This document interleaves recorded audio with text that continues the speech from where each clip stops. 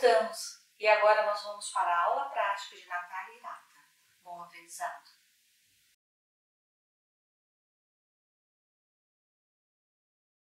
Olá pessoal, tudo bem? Eu me chamo Natália Hirata, sou formada em design de moda e atuo como ministrante em cursos na área têxtil e de moda.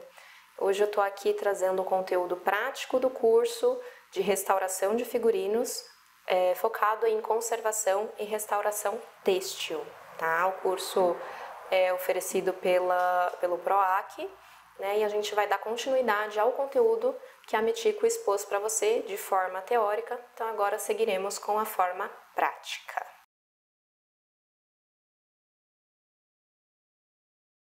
A Mitico conversou com vocês sobre a questão das fibras têxteis, a importância de conhecer o material que vocês estão lidando, então eu só vou fazer uma breve revisão aqui com vocês sobre as fibras que vocês viram. Então lembrando que a gente divide em fibras naturais, e as naturais a gente tem as fibras vegetais e as fibras de origem animal. Então de fibras naturais a gente tem o algodão, que é da semente, o linho, rami, cânhamo, que são do caule da planta. Por isso que tem aquela característica, às vezes, de amassar o tecido, que ele gera essa memória que veio lá da fibra, da plantinha. Nós temos também as fibras animais, então, a lã e a seda principalmente, a lã acaba sendo do pelo do animal e a seda da secreção que a lagartinha solta, na construção do seu casulo.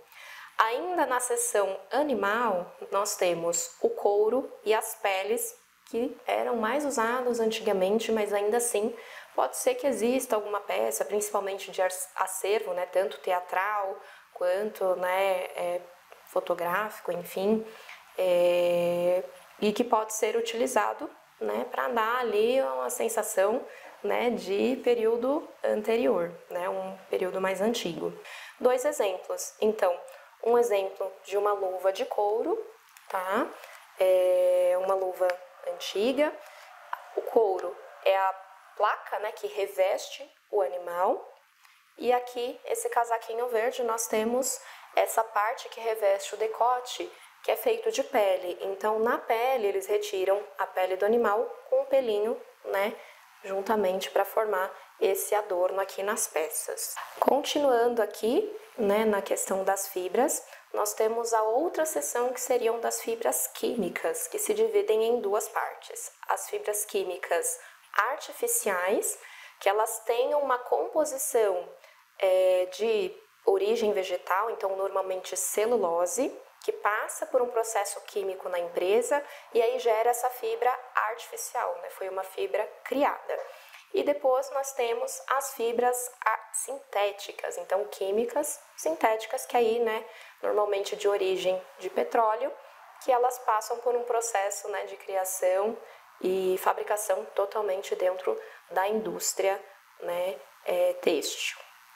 E aí, ilustrando aqui com alguns exemplos de fibras artificiais, nós temos a viscose de bambu, modal, liocel, temos acetato, e aí outros exemplos de fibras artificiais, nós temos poliamida, poliéster, elastano, então essas outras fibras, acrílico, essas outras fibras que são totalmente aí de plástico, digamos assim.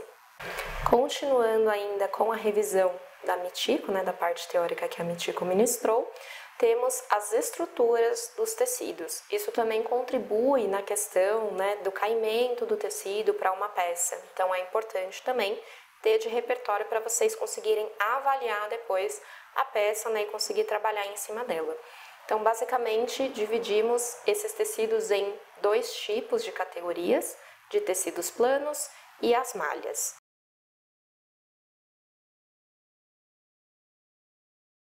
Trouxemos o microscópio para ilustrar um pouquinho de como seriam essas fibras vistas no microscópio. Então é um plus no conteúdo aqui, para matar a curiosidade de vocês. Então aqui nós já temos as lâminas preparadas com as fibras e a gente vai colocar aqui no microscópio para observar como que essa fibra seria, tá? Então aqui nós temos a fibra de algodão, então é uma fibra vegetal, bem característico na visão do microscópio. Nós temos uma fibra que tem bastante textura, levemente torcida, é uma fibra bem bonita, inclusive. A próxima fibra seria a de linho, tá? Então é uma fibra também de origem vegetal, né? Então a gente consegue observar que essa fibra ela traz as memórias, né, que ela tinha da composição, que seria da planta. Então, na visão do microscópio, a gente percebe que ela é uma fibra mais alongada, né? Ela não tem tantas ondulações como o algodão. E aí a gente consegue observar uma característica das fibras vegetais, que seriam as células, enfim, a gente consegue ver como se fosse a construção de tijolinhos, que é bem característico dessas fibras vegetais. Então a gente consegue ver diversos tijolinhos, né, construindo ali as paredes dessa fibra de linho. Seguindo aqui, nós temos a fibra de lã, que é bem característica, né, lã natural nesse caso, o pelo do bichinho, seja de ovelha, de cabra ou de coelho, que também pode ser utilizada. É uma fibra também bem bonita no microscópio, né? A gente consegue observar a composição dessa fibra em diversas escamas, que é a característica, né, de pelo ou, enfim, até do nosso cabelo. Então, a gente consegue ver aqui na imagem diversas texturas, que são as escamas que compõem essa fibra, e essa é a característica principal da fibra de lã natural. Seguindo aqui, nós temos a fibra de seda natural. Lembrando que a seda, né, natural é a secreção que a lagartinha solta, né, para a construção do casulo. É uma fibra bem bacana também, né, de ser observada no microscópio. Então aqui a gente consegue observar que ela é uma fibra aparentemente mais lisa, né, ela não tem tanta textura, mas ao observar a gente vê que não é uma fibra totalmente regular. Então aqui, né, na imagem que a gente tem, vocês conseguem observar que ela tem um leve abaulamento, né? Então ela vem com uma certa espessura e ela amplia em um pedacinho, porque é algo natural, algo que saiu do bichinho, então tem essa característica de não ser totalmente regular. Seguindo aqui, nós temos a fibra de pele, ou seja, a observação do pelinho mesmo, né, que compõe a pele, por exemplo, desse casaco que a gente observa aqui em cima da mesa, né? Então, o detalhe de pele, que é o couro com os pelinhos, né, grudados. A gente pode observar que ela é uma fibra diferente do que a gente viu, né, de lã.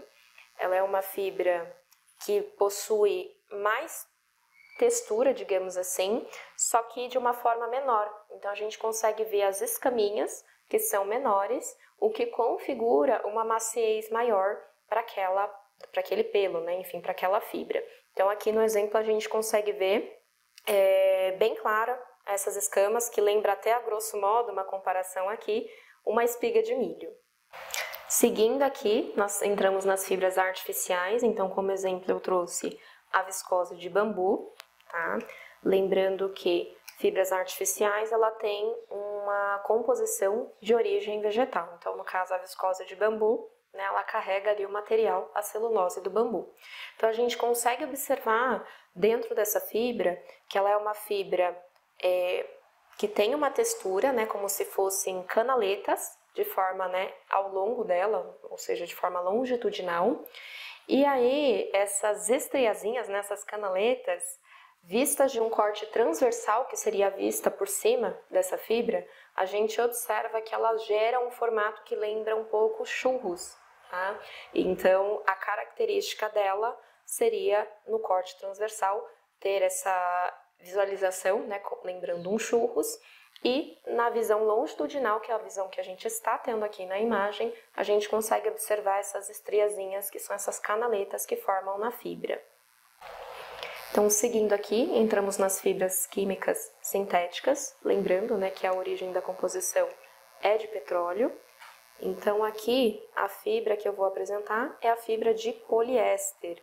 É uma fibra que tem essa característica de ser uma fibra mais de aparência, né, mais alisada, que não tem tanta textura, e a gente consegue observar o núcleo ligeiramente mais escurecido em comparação com a poliamida que a gente vai ver a seguir.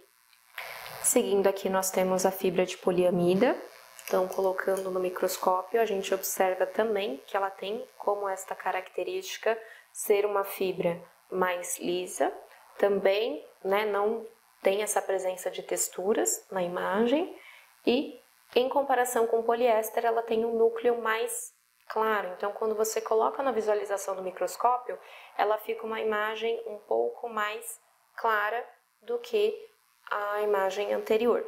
E aí se a gente faz um corte transversal, a gente observa que a fibra é totalmente lisa, ela não tem aquelas canaletas como no exemplo que a gente viu da viscose de bambu. E por fim, também nas fibras químicas, nós temos o elastano, que a composição seria poliuretano, e a característica principal dessa fibra é trazer elasticidade para o material que ela será aplicado. Então, a característica dela é apresentar essas ondulações e esses gominhos, digamos assim, que aparecem aqui na imagem, porque ele confere essa característica de conseguir esticar, expandir e depois voltar ao seu tamanho natural.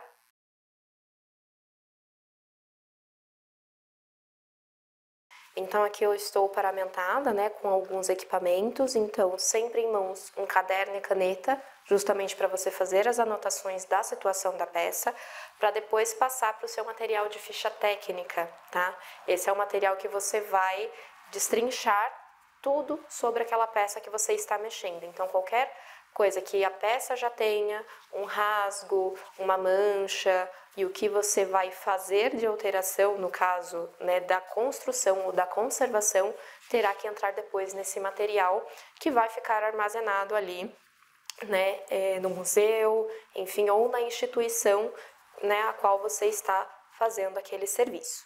E aqui de materiais a gente tem luvas, que eu já estou paramentada, um jaleco ou um avental justamente para evitar sujar sua roupa, porque dependendo da situação da peça pode acontecer, e também para que nada da sua peça, principalmente a questão de acessórios, perfumes, nada disso passe depois para a tua peça e corra o risco ali de estragar mais ainda a peça que você está mexendo.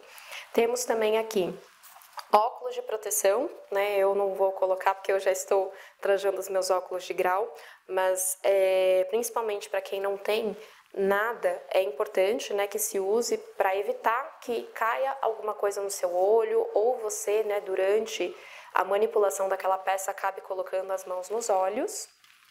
E aqui a gente também trouxe uma máscara de proteção, tá?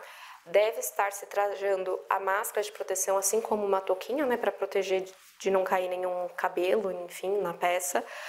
Neste momento que a gente está fazendo essa gravação, que a gente está fazendo aqui o processo de demonstração para vocês, a gente não vai utilizar por momentos didáticos, por motivos didáticos. Seguindo aqui, então, na apresentação dos materiais que a gente tem em mãos, então, para avaliar essa peça é interessante você ter sempre o conta-fios, porque é uma lupa que vai aumentar em torno ali de 10 vezes o que você está observando, justamente para identificar características da fibra, característica da estrutura do tecido, porque você vai precisar dessa informação para compor depois o seu material de ficha técnica.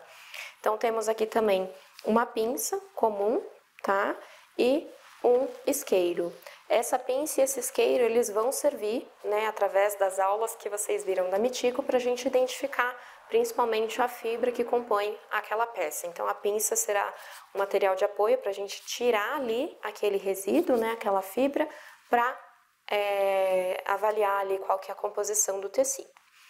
E para a parte de limpeza, que a gente vai ver, a gente vai utilizar pincéis. Então, aqui eu trouxe, vários exemplos de pincéis, então pincéis chatos, um mais largo, um mais fininho, e eles vão ajudar na limpeza superficial. Às vezes tem acúmulo de poeira, principalmente na área dos ombros, quando guardado em cabide, áreas de dobras de tecido, então esse material vai ajudar.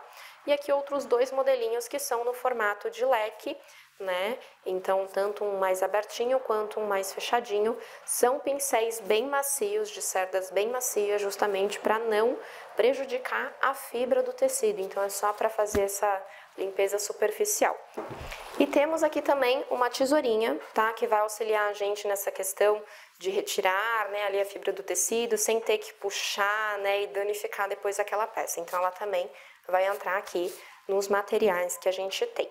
E seguindo aqui, a gente tem um aspirador, tá? Esse modelinho é um modelo portátil, né? Pra gente ilustrar aqui como que faria essa questão da limpeza da peça com o aspirador, né? Mas, obviamente, cada instituição às vezes tem o seu material por conta, né, da quantidade de peças. Então, esse daqui é um portátil para exemplificar, mas, né, normalmente utiliza um aspirador um pouco maior e mais potente. E esse aspirador, ele está paramentado com uma redinha, né, com um tule e uma fita, né, para prender esse tule, justamente para que não corra o risco de sugar nenhum elemento que tenha nessa peça. Às vezes um detalhe de bordado, um botão que pode estar meio solto, algum detalhe, né, um colchete, justamente para evitar que aquele material se perca, né, para dentro do objeto.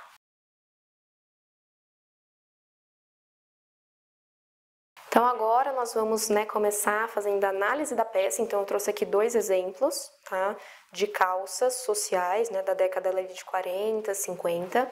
Então nós temos essa primeira calça para fazer a análise da peça. Então é uma calça social com tecido de composição de lã.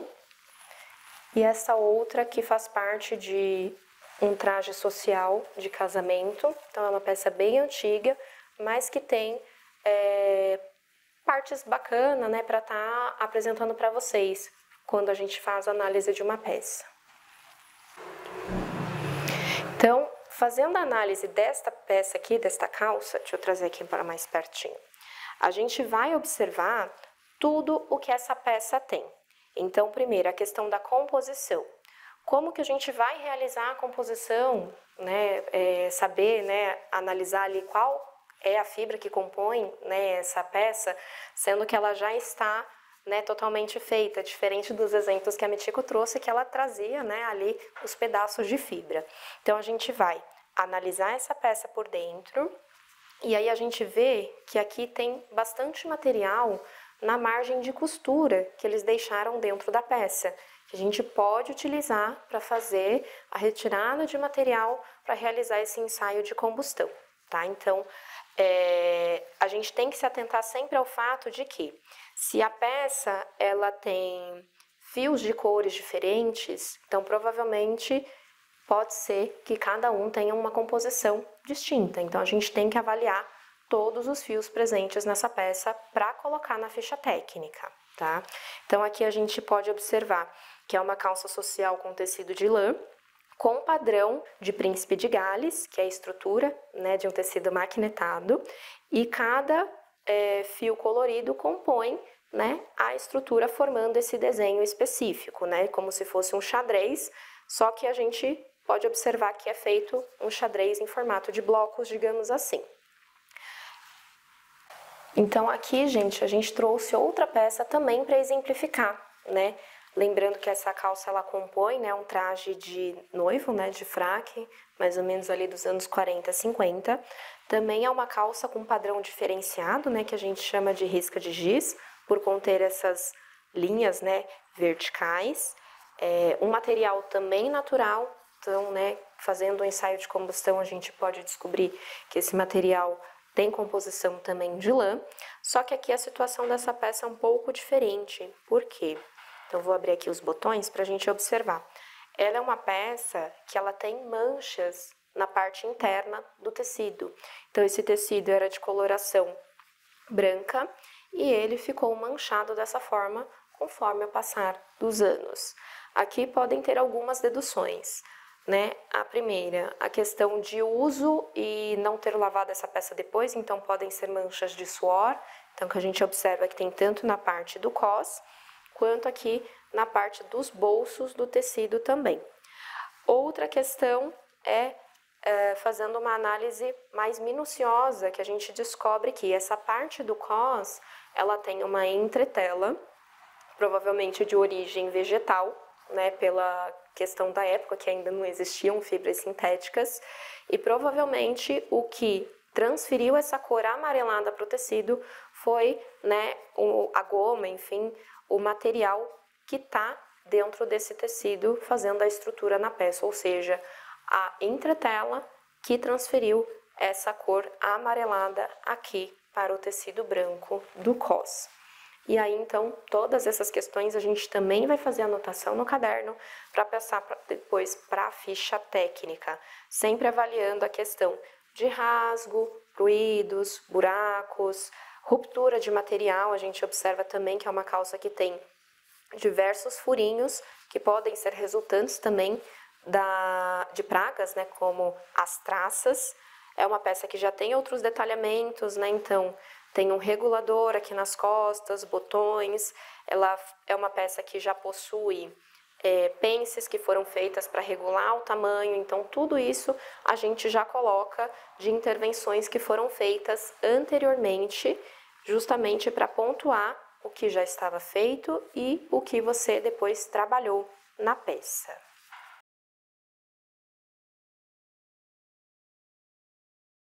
Então, com a sua peça em mãos e realizando essa análise, né, que eu falei anteriormente, de estar atento a qualquer detalhe que essa peça tenha, né, de você destrinchar realmente a situação da peça, a gente vai fazer essas análises em um caderno de apoio, né, essas anotações em um caderno de apoio, para depois fazer o preenchimento da ficha técnica.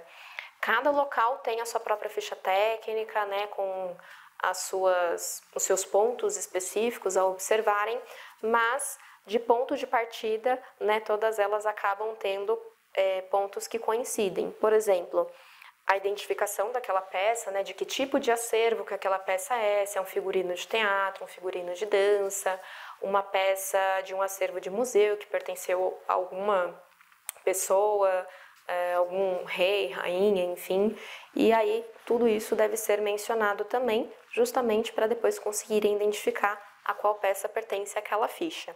Seguindo, a gente tem a questão da estrutura. Então, aquilo que a gente viu, né, e que a Mitico também, né, passou para vocês e a gente recordou sobre a questão de ser um tecido plano, de ser uma estrutura de maquinetado, estrutura de tela, sarja, cetim, ou se for malha, né, for um tipo de malha circular, malha retilínea, racha ou Kettenstone. Então, isso a gente vai utilizar nessa parte para fazer a análise da peça.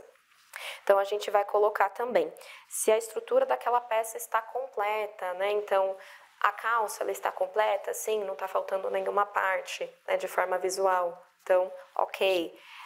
Se essa estrutura está incompleta, então, às vezes, pode ter, sei lá, uma camisa que está faltando um detalhe ali de punho, um detalhe da manga. Então, a gente sempre tem que pontuar a situação que essa estrutura veio. Seguindo aqui, a gente pode colocar, né, também se teve presença de material como suporte. Então, a situação que essa peça chegou para você. Se ela chegou dentro de uma capa de proteção, de um cabide, se tinha algum material que desse uma estrutura, né, de forma de armazenamento para aquela peça. E aí a gente tem outros campos que podem ser preenchidos, como observações, caso você tenha observado que veio, né, alguma coisa a mais ali naquela estrutura que não tinha nos campos anteriores. A gente tem que colocar a questão das fibras e fios, que seria a composição daquela peça que você está utilizando, né, que você está avaliando no caso. Lembrando que essa calça marrom que a gente apresentou, que tinha a estrutura de Príncipe de Gales, ela tem vários fios que compõem a estrutura. Então, esses fios têm que ser analisados individualmente. Então, você vai anotar fio preto, tal composição, né? Composição de lã. Fio marrom, composição de lã. Fio bege, composição de lã. E aqui a gente também observa que tem um fio na cor caramelo. Então, todos esses fios devem ser avaliados. Lembrando que a gente tem também o tecido de forro, né, dos bolsos, que também deve ser avaliado. Isso, de todas as peças que vocês forem fazer essa análise, né, vocês vão fazer essa observação. Seguindo, a gente tem também o setor de aviamentos e outras coisas que podem compor aquela peça. Então, aviamentos seriam alguns adornos que a gente pode colocar na peça, mas que tenham uma funcionalidade. Então, a questão de botões, né, como a gente pode observar nessas peças, presença de colchetes, seja de gancho ou seja de pressão, né, que acabam sendo também aviamentos. Se essa peça tem algum tipo de renda que foi aplicada, algum tipo de bordado, então tudo isso também tem que ser colocado e avaliada a situação de cada um desses itens, né? Às vezes tem botão que está faltando, às vezes tem algum botão que está quebrado, às vezes pela condição que foi armazenada e por tempo, né, o material pode ter ressecado e aí havendo, né, a quebra. Então tudo isso também tem que ser colocado em ficha técnica.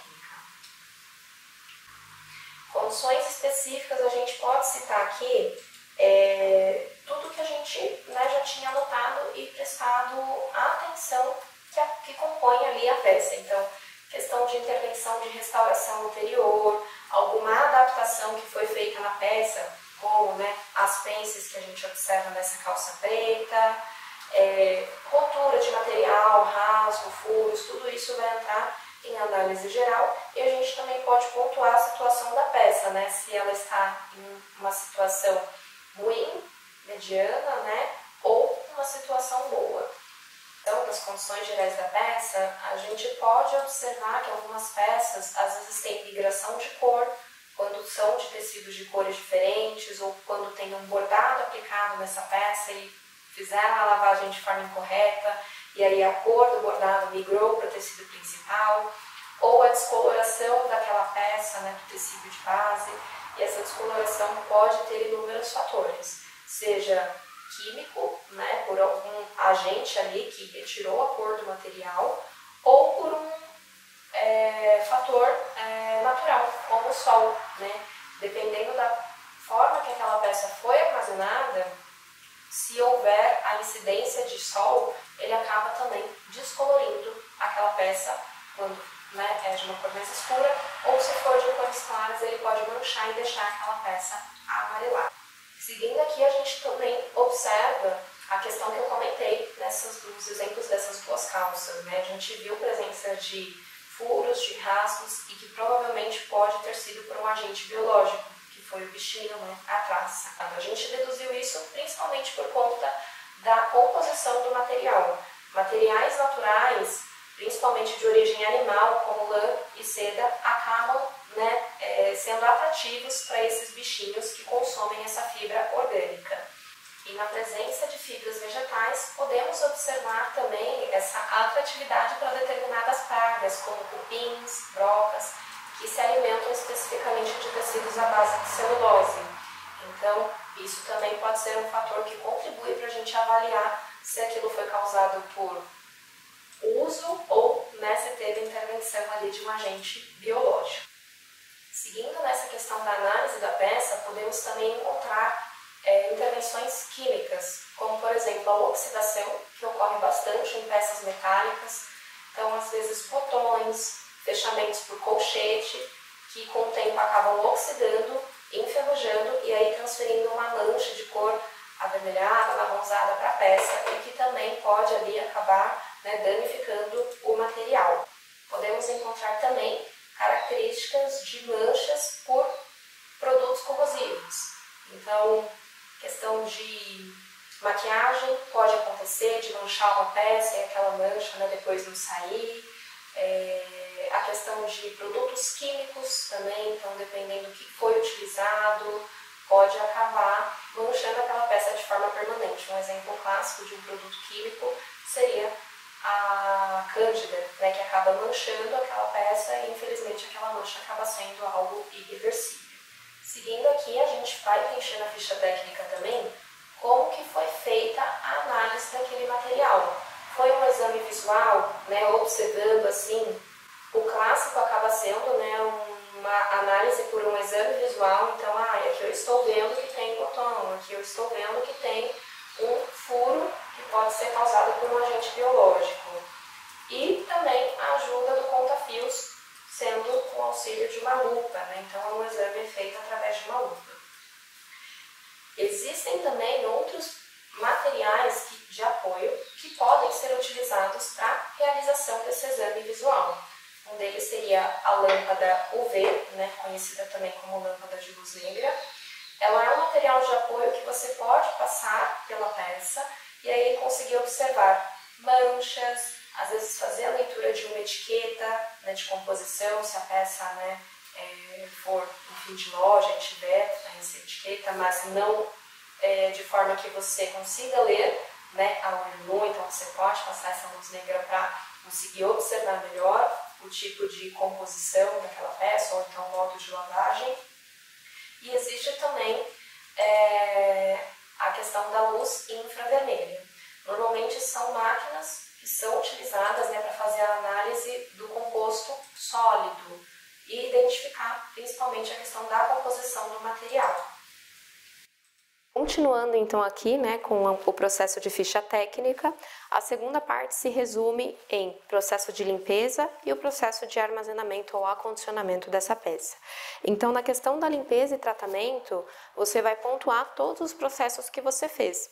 A questão da limpeza com os pincéis, da aspiração, né, do uso do aspirador, e, se necessário, a questão da lavagem, porque nem todas as peças poderão passar por esse processo de lavagem, principalmente a úmido, né? Ou seja, envolvendo ali a questão de submersão em água. Então, isso deverá ser avaliado também em qual situação que está aquela peça, né? Dependendo do processo de deterioração, a gente opta por não realizar a lavagem naquela peça e fazer apenas a limpeza com o pincel e com o aspirador. E tudo isso deve ser colocado na ficha técnica também. Responsável, quem executou, como que executou, os tipos de produtos que foram utilizados, principalmente na questão da lavagem, tudo isso deve ser pontuado.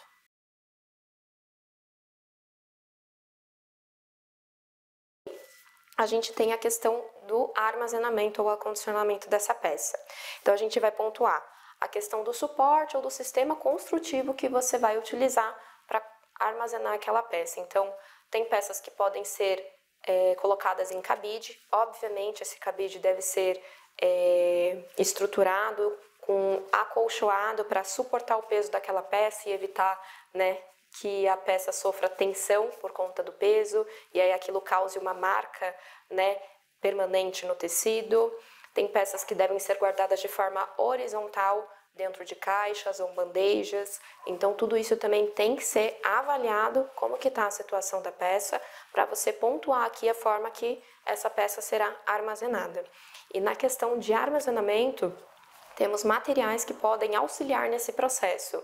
Então, um papel de seda, né, para você colocar na peça para, né, não sofrer a questão do atrito e aí piorar a deterioração dessa peça. Temos o Tyvek, que é um material, né, que o pessoal acaba utilizando bastante, né, dentro dessa área de museologia e questão de conservação e restauração têxtil. É um material que ele tem inúmeros benefícios, né, com relação à questão de gramatura, né, tem algumas gramaturas que você pode comprar de acordo com o que você vai utilizar. Ele é um material impermeável, mas ao mesmo tempo ele permite a respirabilidade, digamos assim, daquela peça que será acondicionada.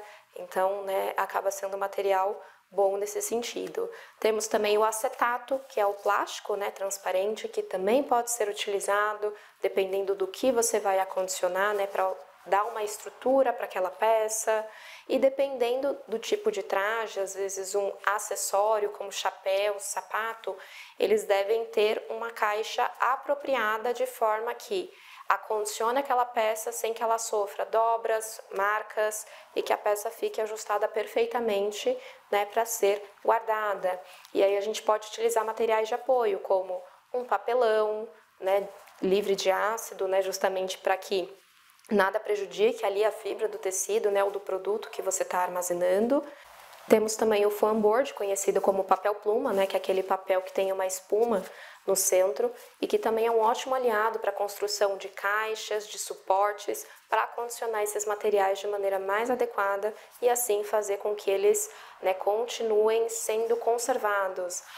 O acondicionamento é uma das etapas principais também nesse sentido, porque é ele que vai contribuir para uma manutenção maior, digamos assim, dentro dessa peça e evitar que aquele produto se deteriore em um tempo mais curto, né? Então, acondicionar de forma correta vai contribuir para que o seu objeto ele dure mais tempo.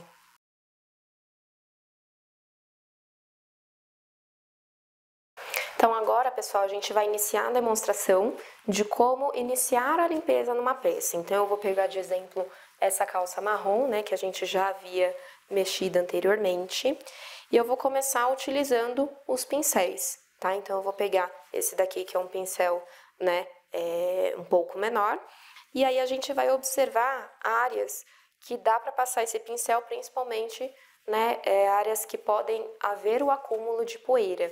Então, normalmente, onde tem dobra de tecido, detalhes como bolso, a gente pega o pincelzinho e vai passando em cima da peça para remover essas possíveis poeiras que podem ter de forma mais superficial.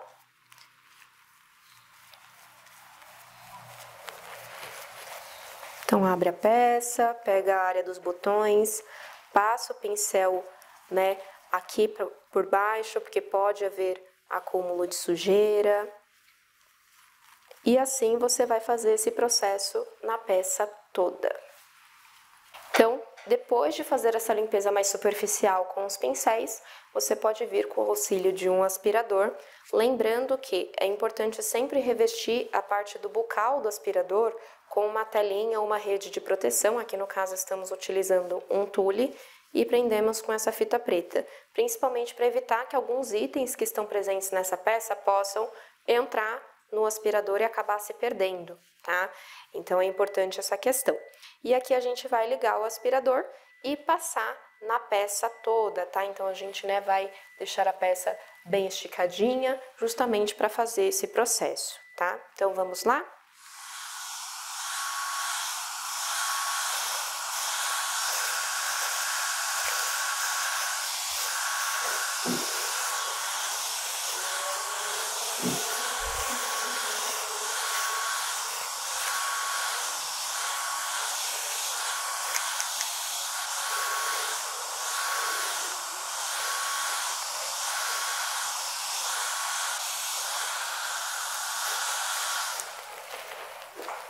Então é isso, pessoal. Depois que vocês passaram o aspirador na peça toda, frente, costas, abrindo para ver detalhes internos, né? Que, por exemplo, temos uma vista, né? Para fazer o acabamento dos botões, passando o pincel e aspirador na peça toda, a gente pode prosseguir com a questão da lavagem. Lembrando que a lavagem é um passo que nem todas as peças passarão, né? A gente tem que observar a questão da deterioração, de qual fibra que compõe, né, aquele material, porque determinadas peças não podem passar por esse processo de lavagem. Somente esse primeiro passo que fizemos, limpeza com pincel e aspiração.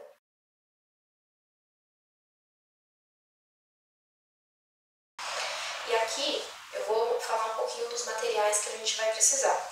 Então, uma bandeja ou recipiente, tá? Aqui no caso eu estou utilizando desse tamanho porque eu vou realizar a demonstração com uma peça que é pequena, então aqui vai dar certinho.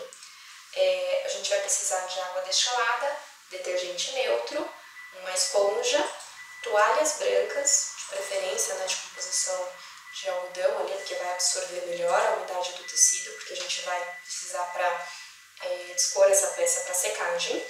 E aqui a gente tem como material de apoio também uma tela, que é justamente para dar apoio para a peça e evitar que essa peça se deteriore, ou então que com o peso dela molhada acabe, né, rasgando ou, né, sofrendo alguma tensão ali no material. E aqui ao meu lado esquerdo nós temos uma máquina, né, uma destiladora de água. Então aqui a gente pode colocar a água da torneira, ela vai, né, fazer o processo de destilação, tirar todas as impurezas, né, que vem na água, os sais minerais, e tornar aquela água pura, que é justamente o que a gente vai utilizar, porque tudo que vem presente na água pode prejudicar ao longo prazo a fibra do tecido. Então a água destilada ela vai ajudar nesse sentido a não deixar nenhuma impureza. Então agora para iniciar o processo. Aqui eu já preparei, né, a solução de detergência, que é composta da água destilada com detergente neutro. Lembrando que a opção de detergente neutro é sempre transparente, tá? Existe a versão neutra que é colorida, né, na cor normalmente amarelada, e é importante utilizar a cor transparente para evitar que o corante presente nesse produto acabe transferindo para a peça e manchando aquela peça, tá? Então aqui eu vou pegar a nossa redinha de apoio, eu vou abri-la, vou colocar aqui dentro da nossa bandeja. E é isso que será utilizado para a gente acondicionar a nossa peça, para evitar que o peso da peça, quando molhado, acabe causando ali alguma deformação na peça, tá? Então, a gente pode aqui fazer uma proporção baseada nos 50 ml de detergente. Por quê? Quanto maior a quantidade de detergente, mais enxágues você tem que fazer para depois tirar aquele resíduo da peça. Então, como é uma peça pequena, a gente pode manter essa proporção de 50 ml. E aqui na frente nós temos uma luva, tá? É uma luva de crochê. Ela tem essas manchas avermelhadas provenientes de algum produto químico, pode ser maquiagem, pode ser transferência de cor de outro, produto, de outro material que foi acondicionado junto com ela. Provavelmente essas manchas não sairão com essa lavagem e isso tudo deve ser registrado na ficha técnica, que existia essa mancha e vai passar pelo processo de lavagem e depois, se essa mancha não sair, você também vai colocar lá na ficha técnica que a mancha não saiu, mas você passou pelo processo de lavagem, utilizando os materiais que a gente está apresentando aqui. Então, é uma luva de crochê, provavelmente composição de algodão ou viscose, pelo estilo da luva, pelo tipo de tecido. E aí, a gente vai colocar agora nessa solução. Então, eu vou pegar a minha luva, colocar aqui dentro, de forma sempre que ela fique acomodada, mais esticada, para evitar sofrer alguma deformação. Então, deixa eu ajeitar aqui na frente para ficar melhor a visualização. E aí, eu vou vir com a minha esponja macia e eu vou dar leves batidinhas, tá? A gente nunca arrasta a esponja justamente para evitar que aquela fibra se desprenda do tecido e aí forme bolinhas ou fique, aquela fibra solta, tá? Para não estragar a peça. Então, a gente vem e vai fazendo só esse movimento, então, de dar uma leve pressionada com a esponja em cima da peça. E aí eu vou fazendo esse processo. Fiz esse processo, eu vou deixar aqui essa peça de molho de 10 a 15 minutinhos, nessa primeira lavagem, para depois a gente começar a fazer as lavagens de enxágue para retirar essa solução de detergência da peça. Então, daqui a 15 minutinhos eu retorno com vocês para a gente prosseguir com o processo de lavagem.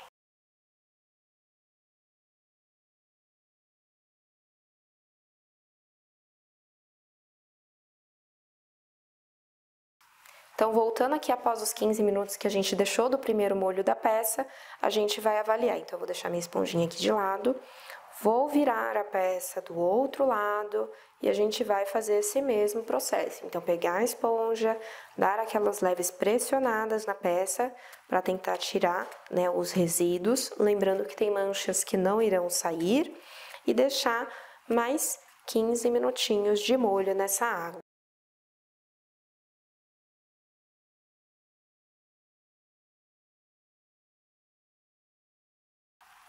Então, aqui voltamos, ficou mais 15 minutinhos do outro lado, e durante esse processo, a gente vem, dá essas leves batidinhas com a esponja, para tentar tirar esses resíduos de sujeira, e agora, a gente passando pelo processo de enxágue. Então, a gente vai retirar essa água, colocar uma água nova, lembrando sempre a água destilada, para ir retirando esses resíduos. Então, feito todo esse processo, dos enxágues, até sair todo o resíduo de sabão, de detergente, a gente vai pegar a nossa peça. Então, lembrando que tem que tirar a espuma daqui, tem que tirar todo o excesso de água dessa peça. A gente vai vir segurando sempre pela tela e vai tirar o excesso de água dessa peça. Então, a gente pode vir aqui, e apalpar levemente para que saia a maior quantidade de água e transferir depois essa peça para a toalha branca que a gente deixou aqui ao lado, justamente porque é o que vai fazer o processo de drenagem dessa água para peça poder secar. Lembrando que a gente sempre dá preferência para as peças secarem de forma horizontal, ou seja, em cima de uma mesa ou uma bancada, com auxílio dessas toalhas. E essas toalhas, quando úmidas, devem ser trocadas por uma seca, para que essa peça consiga secar totalmente, sem sofrer a ação de manchas por questão de umidade e sem ficar, né, com aquele cheiro de peça úmida, né, que pode acontecer. Então, todo esse processo envolve um cuidado, né, grande, e sempre observando quando a toalha umedecer, realizar a troca dessa toalha para que a peça vá secando.